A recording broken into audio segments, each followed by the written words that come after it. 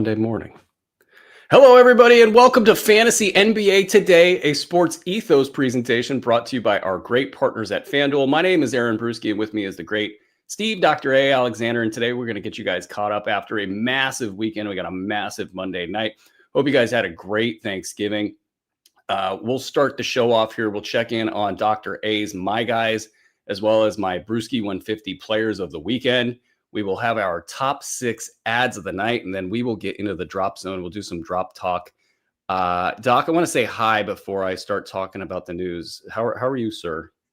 Well, I'm good. I just wanted to point out the 30 deep standings after whatever week that just was. At the top of the Detlef Shrimp division. Did you name these, Brew? Did I name these? No. The founding fathers named these. Yeah, I was a founding father. I mean, this is my baby. I don't remember. I wonder who came up with Bryant Reeves, the Bryant Reeves division. But anyway, in any case, speaking of the Bryant Reeves division, Brew, you are leading by 3 games. Thank you. The Bryant Reeves division. And then over in the Detlef Shrimp division, Matt Smith of Basketball Monsters in first. I am in second. Rick Kamla is in third, and Mike Passador is in fourth.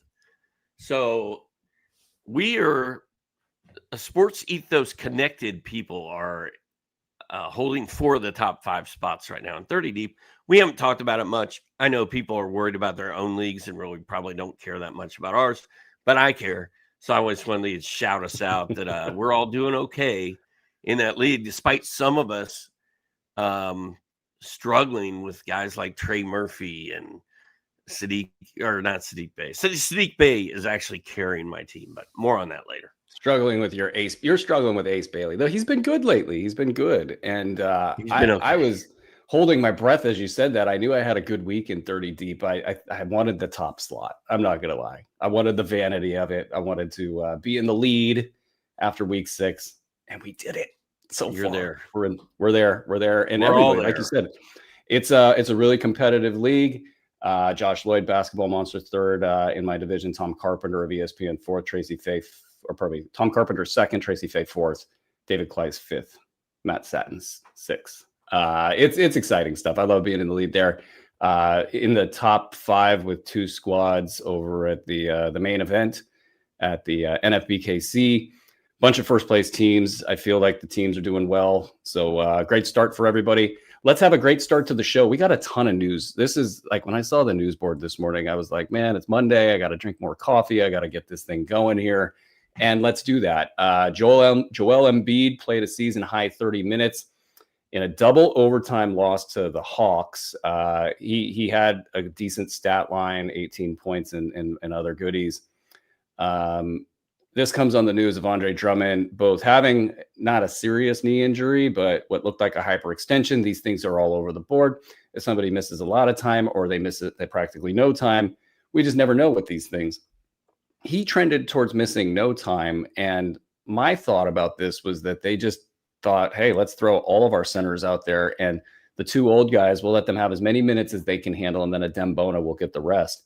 Lots of cover there, but Drummond only lasted 5 minutes in that game. So what are you doing with this, Doc? If you had Joel Embiid, what would you be doing after last night's game?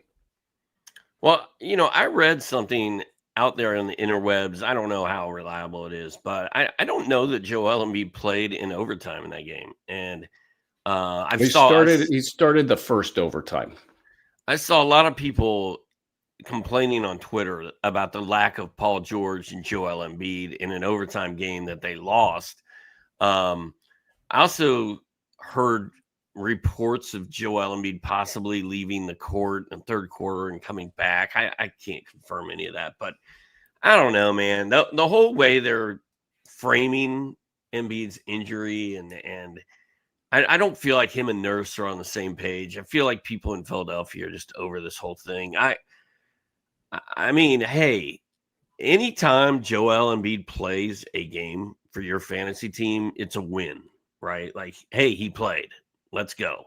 And let's hope he plays 1 or 2 games this week.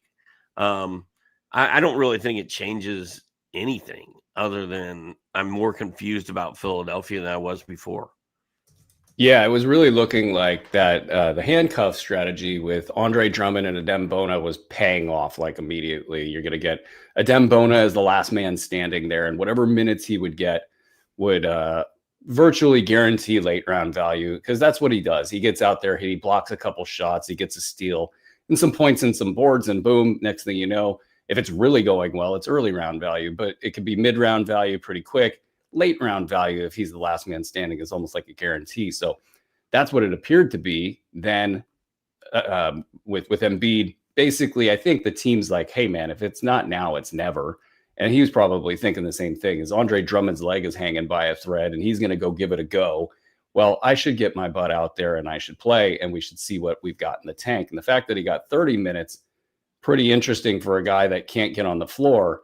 Also very dangerous. And that's, I think, the takeaways that I have, when trying to evaluate a Adem Bona stock right now is, okay, he went out there, he had his 22 minutes and just 2 blocks in this game. And he's running away from stats. There's players that are out there and it just feels like they're running away from the ball.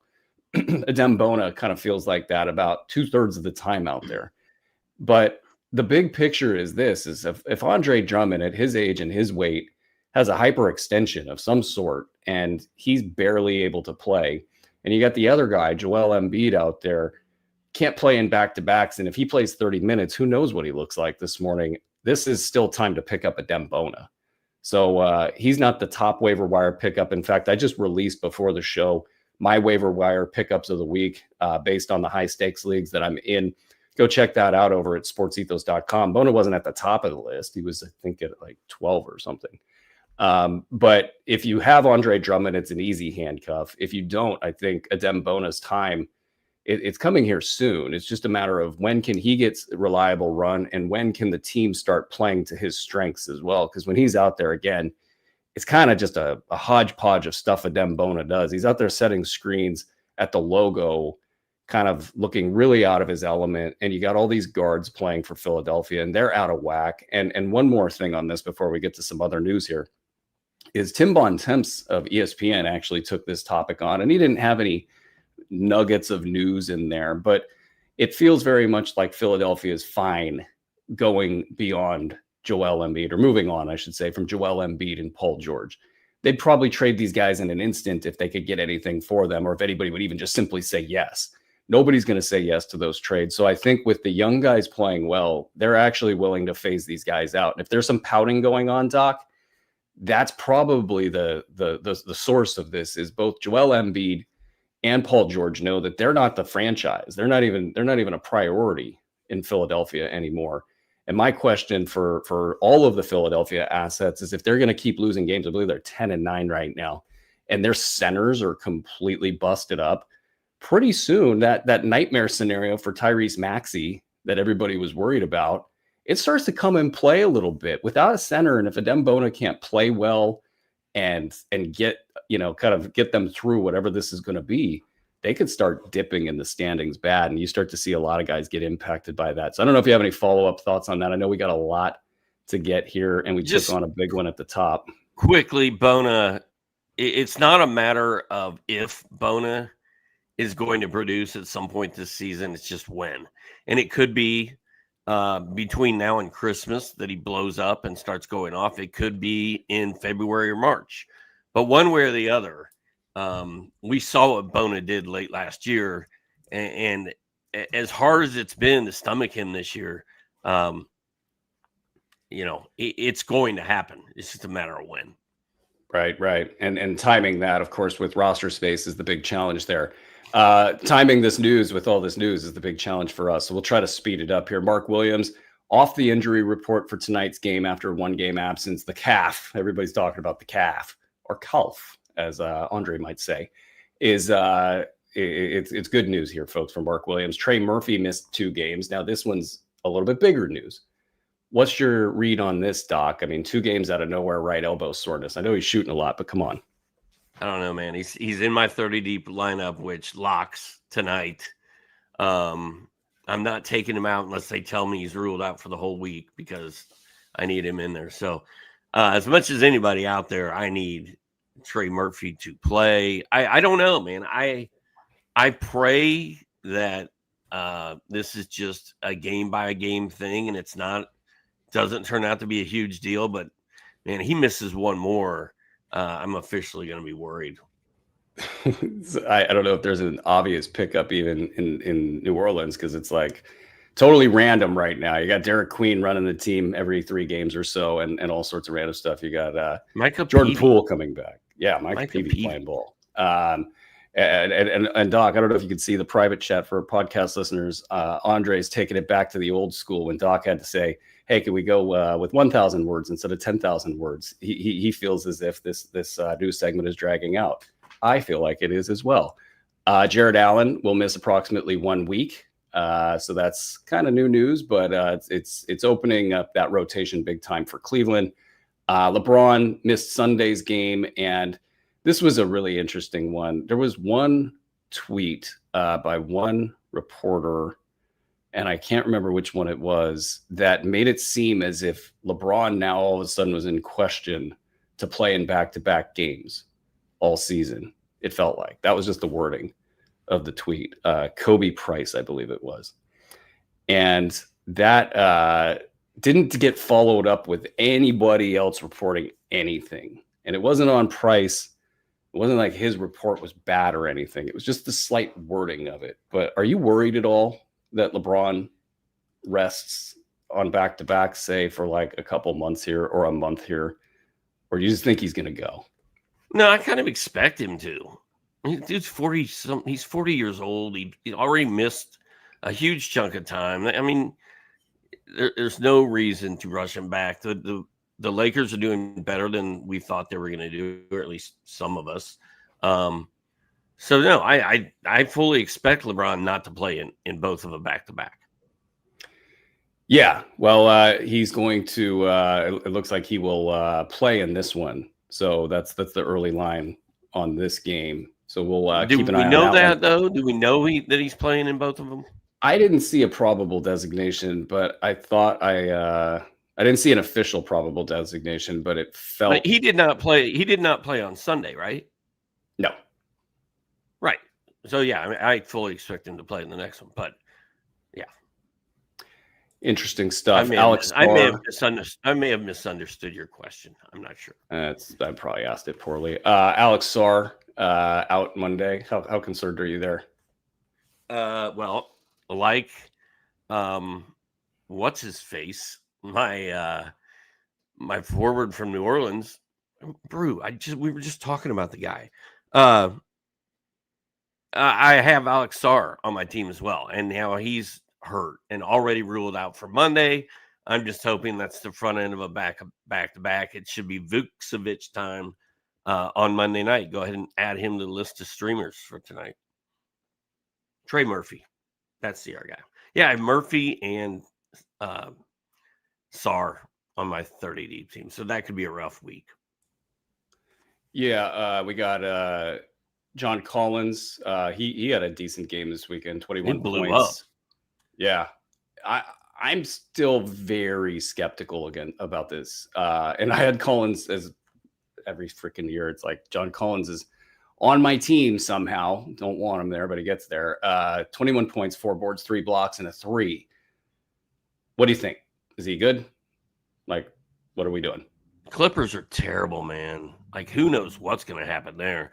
Like, I read something that James Harden's in danger of missing the playoffs for the first time in his career. They are terrible, and they got a spark from John Collins here tonight. He looked great, but it's going to be an up and down roller coaster all year with him, I think. I just have a hard time seeing Kawhi Leonard and James Harden change the way that they play, and those dudes, mostly on James Harden, they don't have any reason, it feels like, to get John Collins involved. There's just there's no motivation for them unless they're trying to help get him traded. That was my curiosity with the Collins 3-game surge this week, is did the trade reports kind of get him a little extra nod in the huddle, which is a weird thing in general. Hey, get John traded right now. Okay. Grayson Allen returned from his 7-game absence. On Saturday, I think the note here is, guys, just make sure he's rostered everywhere. He's a top 40 player on the season with a couple injury games mixed in there. Tobias Harris, he got hot, 26 points against the Heat on Saturday. I guess we'll take this one on right now. Do you think that Tobias is a must roster player, Doc? Not for me. No thanks. I think he is, like, but if it's your team that has to make the call, is there somebody in your team, in your league, should have Tobias on a roster? If it's your team that needs to make the call, Detroit is completely healthy, and they are trying to figure out how to get other players minutes, who we'll talk about later in the show. Trae Young will be evaluated again in 2 weeks, according to ESPN. So I guess that's a tiny bit of bad news, because theoretically he might have done a little bit better on the timetable, but that makes sense. Steph Curry probably dodged a bullet with this one. It'll be interesting to see when they play the Rockets again, because Amen Thompson really lowered the shoulder into Steph Curry, and then they didn't even give Curry the block call, or probably the charge call, on review, and it seemed very charge-like. But that ended up creating a left quad contusion, and so he's going to miss about a week or a little more.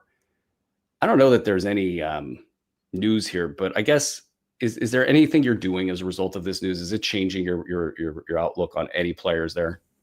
I mean, I love Podziemski with 4 games this week. Got it. We'll talk about that in a little bit.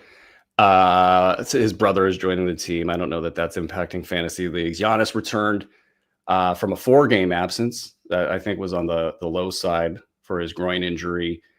Played both sides of the back-to-back. Minute restriction probable for tonight's game. So I guess so far so good there, as he tries to save Milwaukee from purgatory. Not going to happen. DeAndre Ayton exited last night's game, did not return due to right knee soreness. I don't know that we're running to the wire to grab Jackson Hayes or anything like that. We talked about Andre Drummond, and then Jonathan Kuminga got back. And if you would like, Doc, would you like to tell everybody if you're running to go get Jonathan Kuminga? He's already rostered in my league, so no. Somebody else's problem. I love it. Okay, we did it. All right, Monday morning. Yay, we got this. New listeners, welcome to the show.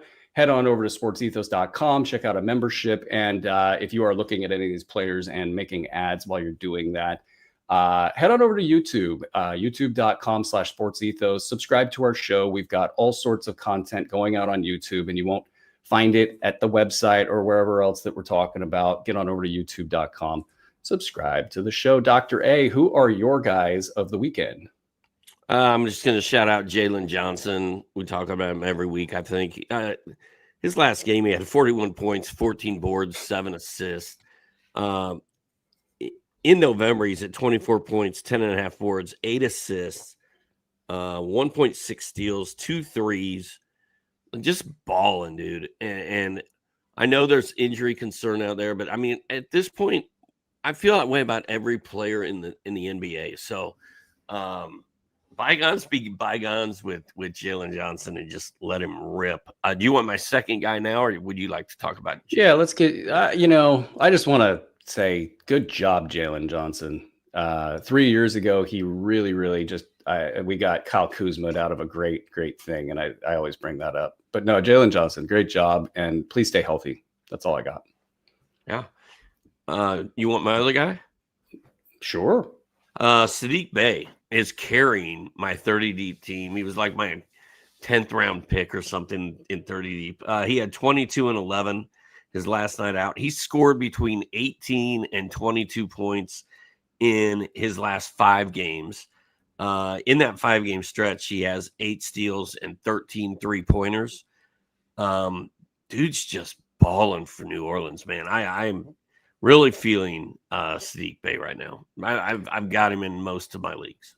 He's one of my favorites in the sense that, like, he's always been underrated. Even when you know he's good, people fade Sadiq Bey constantly. And here he is after a major injury, just doing it again and really being one of the leaders of that New Orleans squad. I did some research on him for the 30-team show that will be our third show of the day.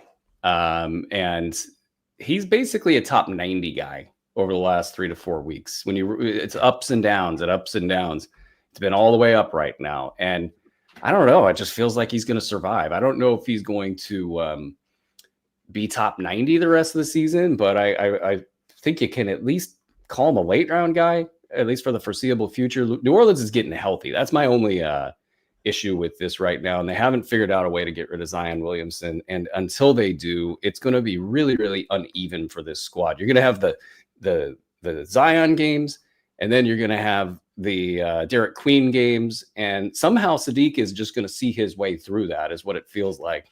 So great stuff there. And especially in deeper formats where the dips don't hurt as bad, Sadiq Bey has been absolutely great this season, playing above expectations. And I will now pivot us to the Bruski 150 players of the weekend.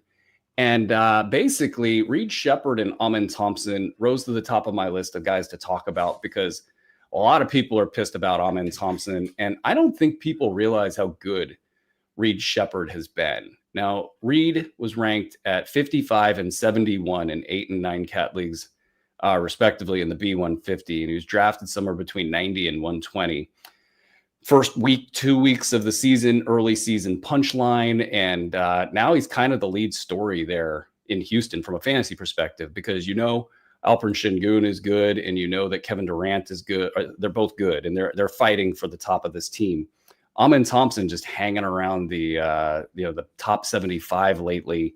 And basically with Reed, he now has top 45 to 60 value on the season in 25 minutes per game.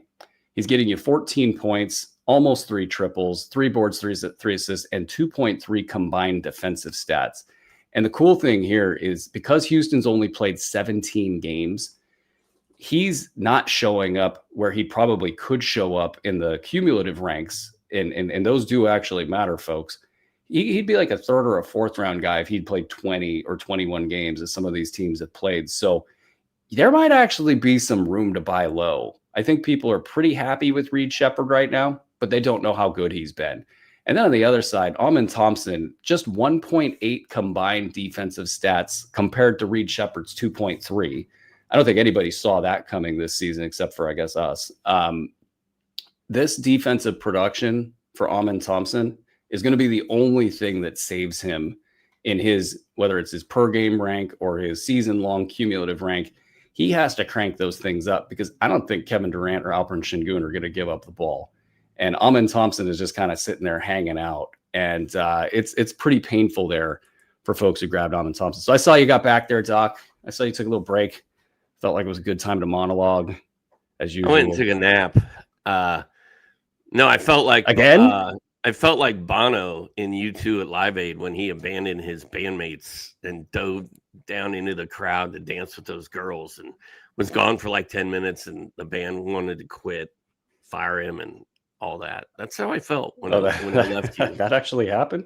I'm so mad at you, Doc. Why did you do that? Let me ask you this. Are you going to buy low on Amen Thompson? And if so, what would you spend to get him? We're going to call it a medical emergency. I would buy low on Amen. I think it's easy to be mad at Amen, but Jabari Smith is playing well. You mentioned all those other guys. Houston is good. They're deep. Reed Sheppard is suddenly a thing where he wasn't a thing. But Amen, when he has a big game, it's usually a pretty big game. And then he has all this stuff in between that's kind of stinks. But I don't know if I can give you a name or a number of what I would offer to get Amen, but I think he's going to still finish top 35 to 40. So yeah, that's probably the right number, in my opinion. Is that, because if I really think it's going to come down to KD or Şengün or somebody, and they need some adversity to hit here as well for them to say, all right, we need this guy to go off. And maybe he's just cool, Amen Thompson, being a lower producing, kind of floating out there. Those two guys are getting everything, and he's just floating out there, and it's just not coming his way. Let's keep in mind that Amen this is his second year in the league. He's playing with KD, and he's playing with Alperen Şengün, who's been there forever. He's playing with Jabari Smith, who's been there, been in the league a while. So he's still like the new kid on the block. And as long as they're winning, I don't think anybody's going to be like Ime Udoka doesn't care that Amen's fantasy numbers are not what we hoped they would be. So I don't know. And as far as buying Reed Shepherd low, I think you do have a good opportunity to do that right now because most of the people that have Reed Shepherd on their roster right now picked him up off the waiver wire after he got dropped after a horrible first 2 weeks of the season. I mean, that's how I got him. So if somebody wants to offer me something good for Reed Shepherd, I'm probably just going to be like, well, yeah, I gotta think about that. I got this guy off the waiver wire. That's exactly what I was thinking. Is like the first 2 to 3 weeks were Reed Shepherd sucks, LOL, and now no assists. 5 weeks later, I don't think people have caught on to this. Holy moly, this guy could easily be a third round value for the rest of the season. And so Reed Shepherd probably could be had for the proverbial top 75, maybe even for a top 100 guy, depending on the situation. Let's keep it going here. I'll get to my second player, and this is a spicy one. It's and we talked about him all the time. We haven't gotten to your second player yet. No. This is Andre's worst night. Like seriously. Wow. Dennis Jenkins, everybody. Dennis Jenkins, barely playing basketball, just outside the top 200 over the last 7 games. Why, Dennis Jenkins? Why? Well, here's why. First of all, he's really good. He's really freaking good. Second of all, Detroit, they almost lost with like a 15-point lead on Sunday. It was in Miami. Anyway, they almost lose. And it was the classic Cade Cunningham doing too much, Detroit not having enough playmakers on the floor. And finally, lo and behold, as the game got close and they needed to actually make buckets, JV Bickerstaff brings in Dennis Jenkins. Dennis Jenkins eventually in that game saves them by taking a noted defensive player, Bam Adebayo, to the rack and making the bucket, hitting some key free throws there. I just wonder, did eventually Bickerstaff just kind of flip out? Like, I want this guy playing. I can't play him because of the money and the contracts and all the players that are currently ahead of him. But you know what? We're going to lose this game. And Dennis Jenkins is good enough on both sides of the ball to make a difference. And so in he comes, makes the big play. And there's been enough losing in Detroit, albeit I think they're 16-4, to kind of spur this conversation on. And I know in Detroit, they're pissed off as all hell about it because they don't want to lose games with Dennis Jenkins on the bench. I just think you bet on the player here. You don't worry about this next 1 to 2 weeks. It's going to be messy. This is a top 75 player at 30 minutes per game. They don't grow on trees. They're hard to get. Dennis Jenkins, everybody. Let's get to your top. There was a huge football brawl in high school football in Georgia. And Gainesville was up 42-0. The time expired. The game was over. And this dude comes out of nowhere from the losing team and like takes out one of the Gainesville kids. And the long story short is 42 people got suspended and aren't allowed to play in the next game. And there's a lawsuit. See where you're going with this. It's in the courts and everything. But when I was watching the story on the local news, the sports reporter goes, and watch this.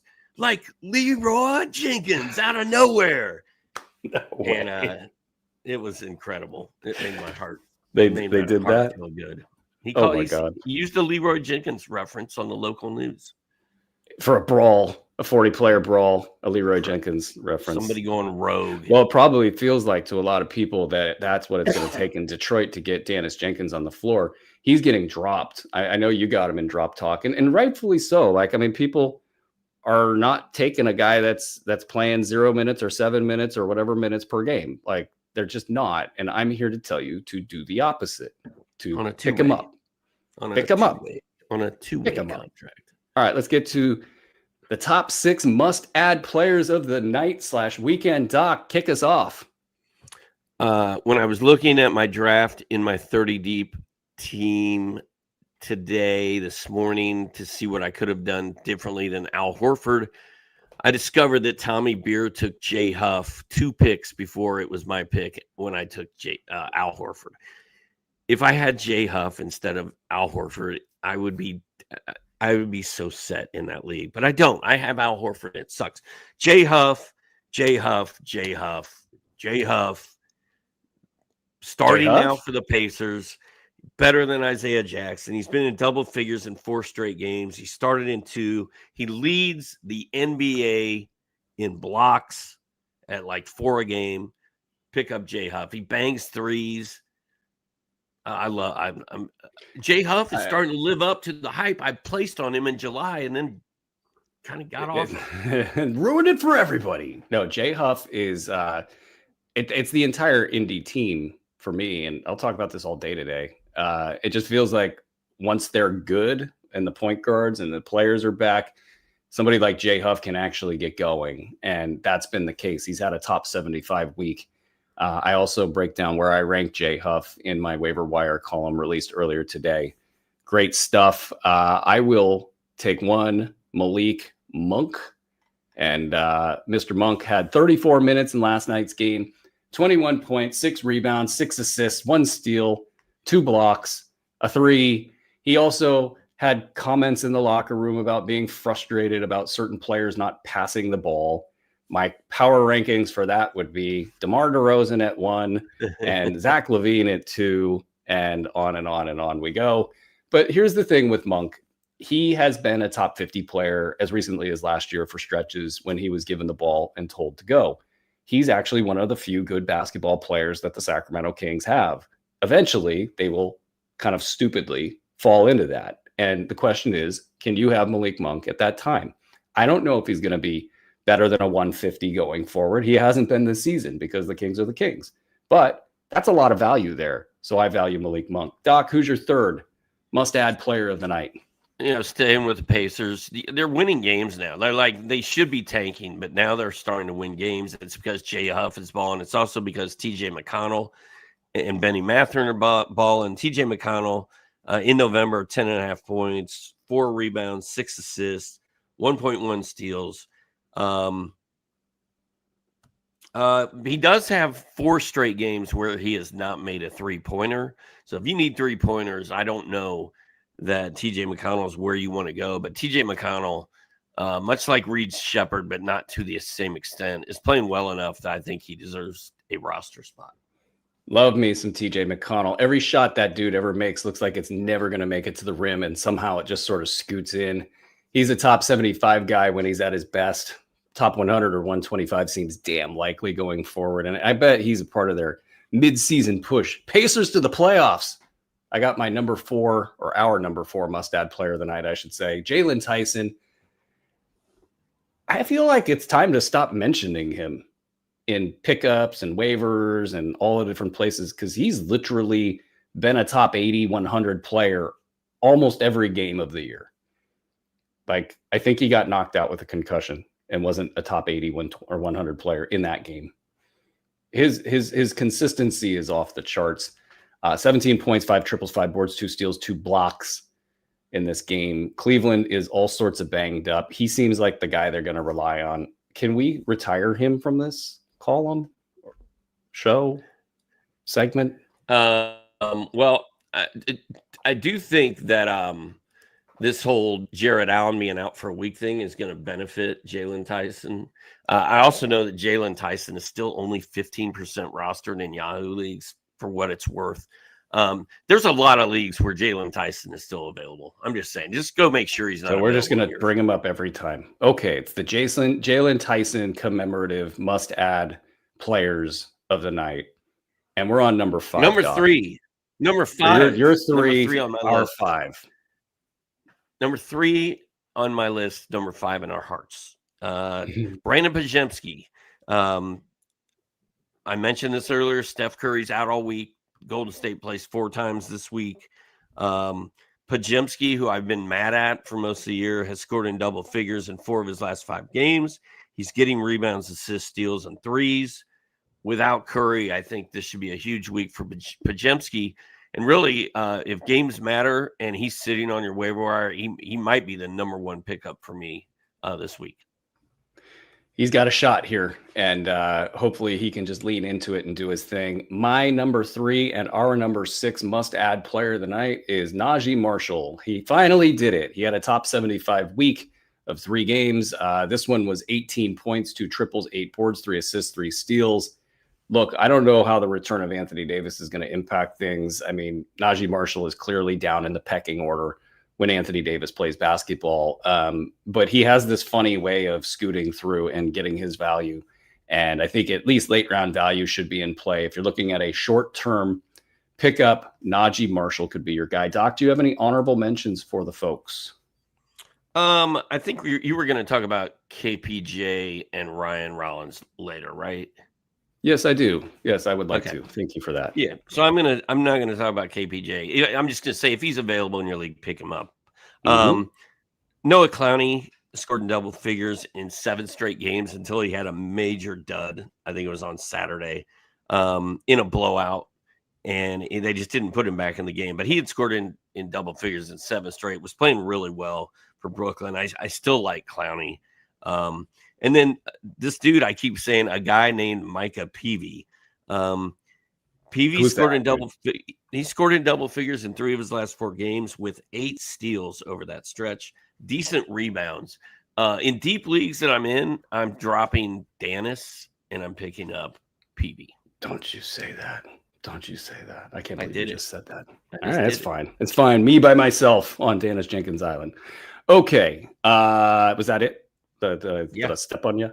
I'll add Duncan Robinson as a shout out. He's been a late round, maybe even a mid-round guy at his peak. I'm a little worried that he's already done his thing and he's going to cool off here. He had 18 points, 5 boards, 5 assists, 1 steal, 1 block, 3 triples in last night's action. And Dominic Barlow, I know his minutes are sort of bucketed into the power forward slot. You got Paul George back, but still these centers aren't playing. Trendon Watford's out. He had 10.6 boards, 3 assists, 5 combined defensive stats in 45 minutes. He was the guy that they relied on, for whatever reason, had some big plays late. I think the Paul George thing is going to kind of mess things up for him, but I do like Dominic Barlow. Let's get into our drops. Our drop zones, into our drop zone. And but before we do, if you're watching this show on YouTube, hey, just go hit the like button. That's my only ask.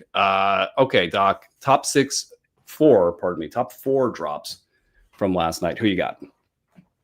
Well, you have Dennis as an ad. I have him as a drop. I think I'm just going to leave it at that. If he wasn't on a 2-way contract, I think I would be in your court. And there's a lot of leagues where I still have Dennis Jenkins on my team. Because they're 14, 16, 18, 20 team leagues. And I'm like, I'm not dropping him to pick up some chump that's going to do the same bunch of nothing. So, but in a 12 or a 10 team league, I'm moving on. I was all ready to drop AJ Mitchell after his 5-minute game on Friday, but then he came back on, was it Saturday or Sunday? Yeah, Sunday. He had 17 points, 5 boards, 5 assists, a steal, played 29 minutes. Like, I'm really worried about Jalen Williams, like, ruining AJ Mitchell's life at some point. But until we see it happen, I guess. It was like pictures or something? I'm sorry. Hang in there with him. I don't know. The 29 minutes with J-Dub playing, and you got all these OKC players that they got really random minutes, like the Aaron Wiggins, Isaiah Joe combos got practically none. The Cason Wallace has been playing like 20 minutes a game. I don't know if he's hurt, but it just seems like AJ is not going to, he's not going away. I think that's what you said last week. Yep. He's not going away. And that 5 minutes, look, he's a top 90 guy in the season. And that 5-minute outcome probably moved him from 75 to 90. So he's good. He's real good. Not real good. Kyle Filipowski. That'll be my first drop talk here. He had like a really random, what did he have? It was 12 points, 8 boards, 4 assists. Just to remind you that he's Kyle Filipowski and he might do something at some point in time, but he's been hanging around the bottom of the top 200. I'll keep it simple here, guys. Yusuf Nurkic, Kevin Love, they can't keep playing. They can't, right? They just can't do it. That's all I got. But I think it does come down to, and I can get deeper, and I will get deeper in the 30-team show about that. But trying to keep this show moving here, I will try to hold Kyle Filipowski, but at some point in time, there's going to be better players available on the waiver wire. Like if you were in need of a guard I would say go get Dennis Jenkins. Don't hang on to Kyle Filipowski. But if you are in need of a center, Kyle Filipowski in a couple of weeks or even a month might be pretty good. So you hope you get late round value when he's in the game. And if not, you just kind of take it. Who else you got, Doc? Just Suns and Kings in general. If you're sitting on, I had Precious Achua in a deep league. The Kings only played 2 times this week. Gone. Give me a 4-gamer. Dennis Jenkins. Give me anybody on Detroit. Really, Ron Holland. And then a guy like Royce O'Neal. Like I love Royce O'Neal in a 4-game week, but in a 2-game week, do I really want to eat up a roster spot to only get 2 games out of Royce O'Neal? I don't know. So those are 2 guys that if you're sitting on them, those 2-game weeks are killer in head-to-head. So sometimes you got to make the bonus if you do drop Royce O'Neal. Everybody knows I love Royce O'Neal, top 90 kind of projection going forward, but he'll be on the waiver wire when you drop him. And during a 2-game week, he'll be sitting there for you to pick him right back up if you absolutely need to make that move. I'll talk about Cedric Coward. I think people are pretty freaked out about like what's going on with Cedric Coward. He's been in the top 200 for the last month. It's like the defense is there, but the defensive stats are just non-existent. He's shooting 40% over the last 15 games or something. Came into the season shooting like 73% or something, for the first few weeks.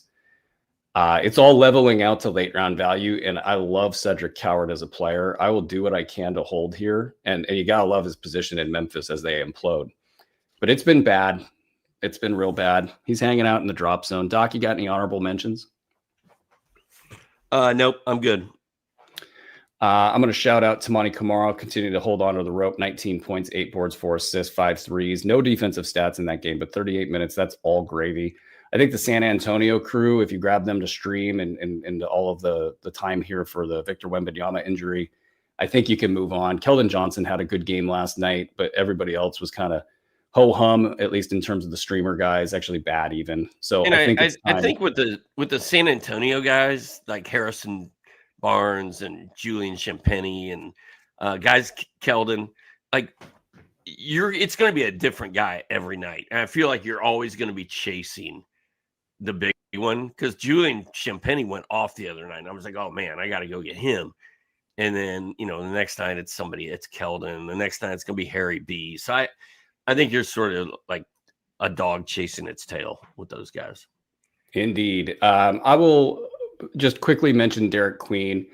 A lot of momentum lost for Derek Queen over the last week. He still got you something over the weekend in his last game. 15.7 boards, 3 assists, 1 steal, 7 of 8 from the foul line, 28 minutes. So it kind of reminded you, hey, even when I'm bad, I can be good. It was really bad against Golden State on Saturday. 2 points, 3 rebounds. That's it.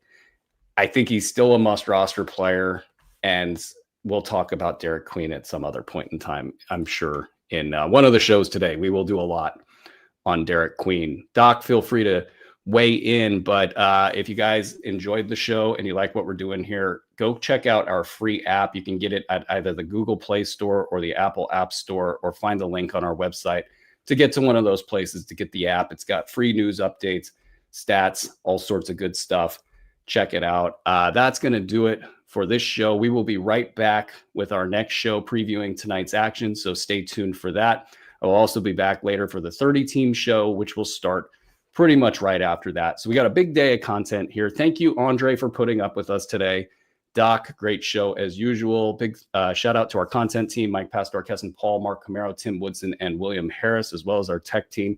For Steve, Andre, and all of us here at Sports Ethos, we will be right back. This has been Fantasy NBA Today, presented by FanDuel.